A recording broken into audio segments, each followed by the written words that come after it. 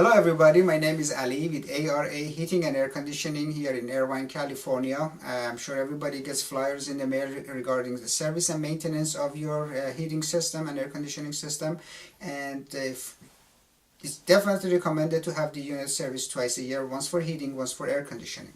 So typically today I'm going to go through what entails into having a heater serviced. Not everybody does it exactly the way I do it, but this is the way it's supposed to be done, quote unquote. So right now we got to take the panels off of the furnace. Before we do anything, first of all, we're going to unplug the power, and then I'm going to take the panels off.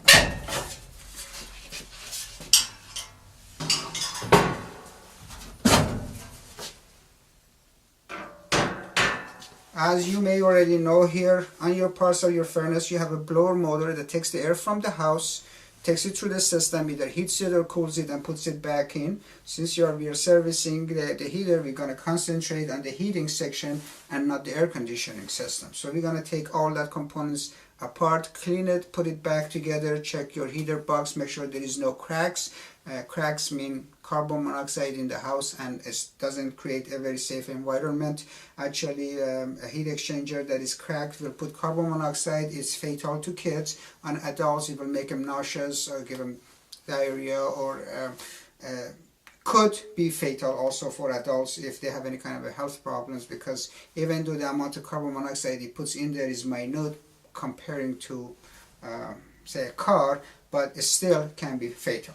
So my first step right here is to take the blower motor out. The blower motor needs to be lubricated at least once a year.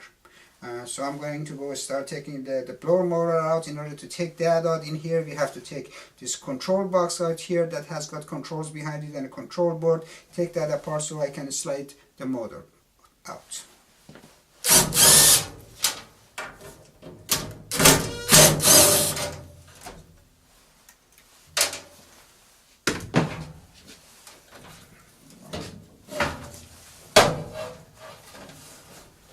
So I have disconnected the control box, I disconnected the wires that go in there, and please, this is not, do not try this at home unless you are have had quite extensive training on this. So this is going to be our blower motor compartment. As you can see, there's a lot of dirt and everything. I've already cleaned some of this out.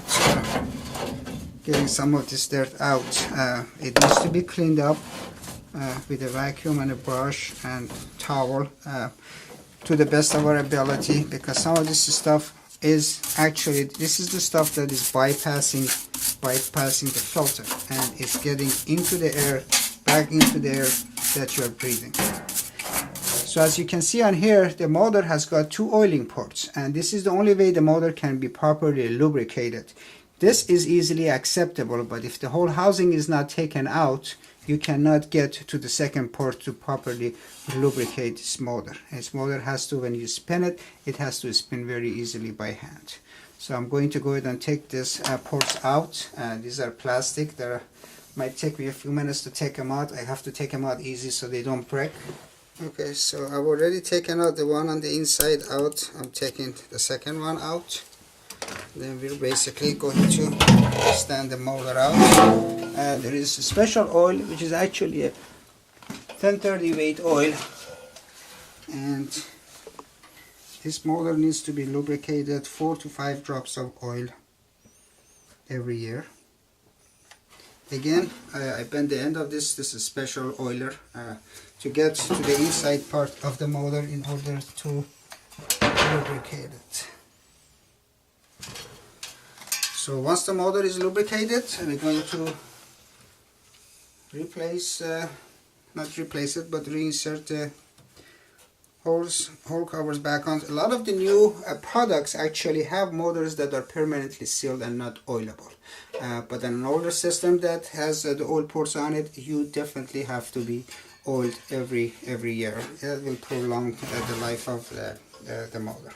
Okay, so I'm going to go ahead and reinsert this blower housing back inside the heating compartment, the blower compartment. One quick note I wanted to make. There is a part right here. This is called a run capacitor, and you need a special meter in order to check it.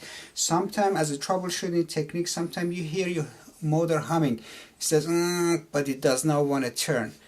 There is two conditions: either the motor has got electrical problem or the capacitor is bad.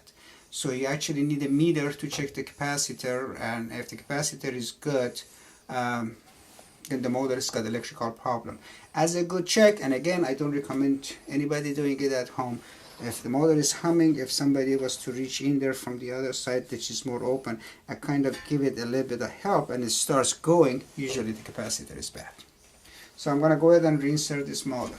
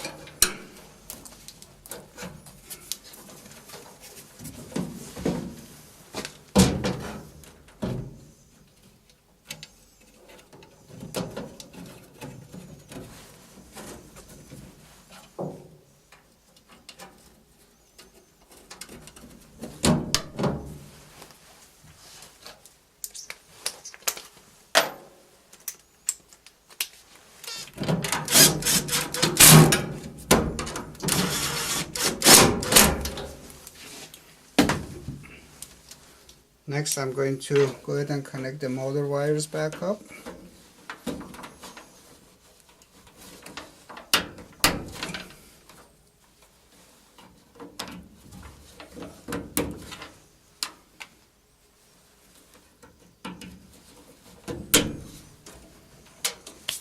And also I wanted to show you that just like the other furnaces that you might have, all furnaces, they have some kind of a control board in there, the newer ones, to control everything, all the actions of the furnace. So this is basically, they call it a control board or a motherboard, and the job of the control board is to tell the furnace which steps to take and what to bring on and so forth. And every furnace is basically different on the functions of the control board. Okay, so the next step will be to clean out the burners, and in this case right here in this carrier furnace that we have ribbon burners. So the ribbon burners, I'll take them out and I'll show you. They need to be taken out and cleaned out because the type of the heater